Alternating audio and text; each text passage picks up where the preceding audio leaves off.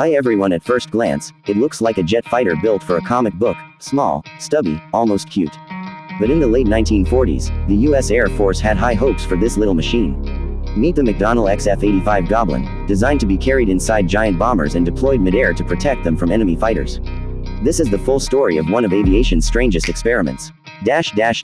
Keycap 1 Origins and Concept.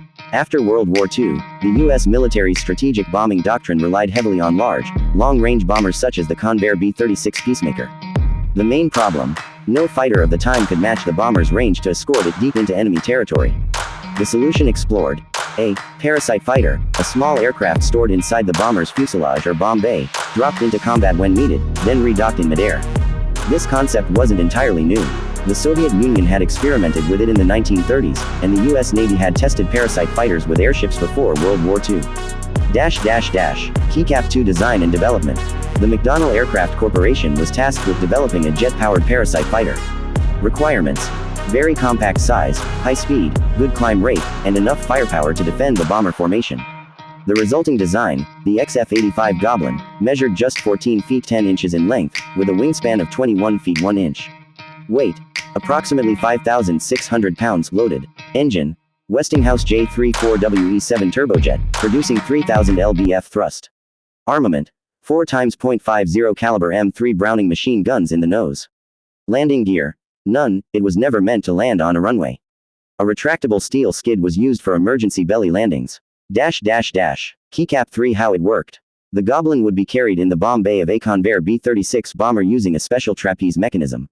In combat, the bomber would lower the trapeze, release the Goblin, and let it engage enemy aircraft.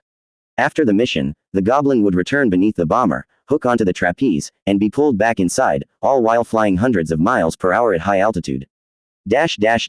Keycap 4 Flight Testing. Since the B-36 was still in development, initial test flights used a modified Boeing EB-29 Superfortress nicknamed Monstro.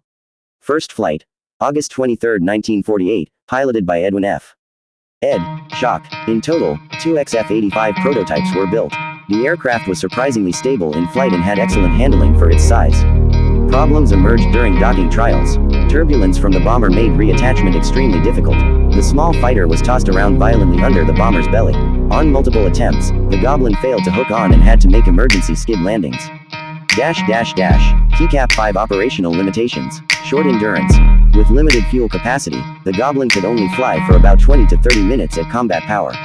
Limited armament. 4.50 caliber guns were considered underpowered against advanced jet fighters like the MiG-15. Docking risk. Mid-air retrieval was extremely dangerous and hard to perform in realistic combat conditions. Keycap 6 Cancellation. By late 1949, the Air Force determined the parasite fighter concept was impractical. Advancements in aerial refueling allowed larger, faster fighters to escort bombers over long ranges, eliminating the need for parasite designs. The XF-85 program was officially cancelled after only 7 free flights and 3 successful dockings out of many attempts. Keycap 7 Legacy. Only 2 XF-85 Goblins were built. One is on display at the National Museum of the United States Air Force in Dayton, Ohio, and the other at the Strategic Air Command and Aerospace Museum in Nebraska. Though it never entered service, the Goblin is remembered as one of the boldest and most unusual experiments in aviation history. It paved the way for later thinking about compact, high-speed interceptors, though no other country ever fielded an operational parasite jet fighter.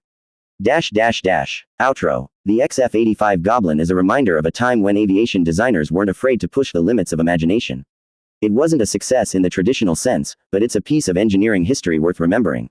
So, what do you think? Was it a brilliant idea ahead of its time, or just an impossible dream? Let me know in the comments, and don't forget to like and subscribe for more deep dives into aviation history.